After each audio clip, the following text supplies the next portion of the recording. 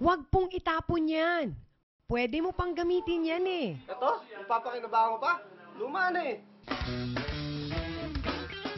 Dito, kahit luma, kaya namin gawing bago. Paano? Pakita namin sa inyo.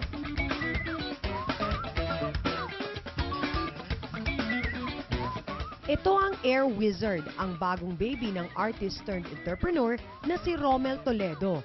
Isa itong airbrush designing, isang sining na patok ding gawing negosyo. Ang most important na kakailanganin mo yung equipment mostly, which is the airbrush and the compressor. And the second one is yung kailangan meron magte-train sa'yo paano ang pag-handle ng airbrush. Kung sisimula ka sa yung shop na malapit sa bahay nyo, ang starting capital hindi bababa sa 50 pataas. Siyempre, kailangan yun ng pintura, and then konting t-shirt kung kaya ko yung mismo magsusupply. And in no time, madaling bawiin yan.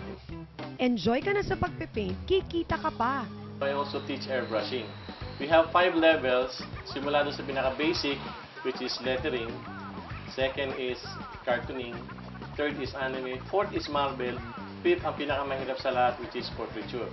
Ang charge ko dyan is 500 for 3 hours.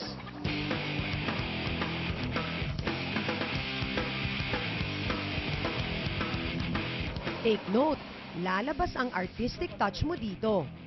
Enjoy ka na sa pagpipaint, kikita ka pa. Biro mo, saan ka nakakita na enjoy ka ng ginagawa mo araw-araw, pagkatapos mong gawin may magbabayad sa'yo. Let's say, ang isang design natin ay kakahalaga ng 300 for your regular cartoons, 400 sa anime, 5 sa Marvel. So, as it goes na higher or difficult ang design natin, tumataas ang presyo. So, alagaan nyo lang yan and you're gonna make money out of it.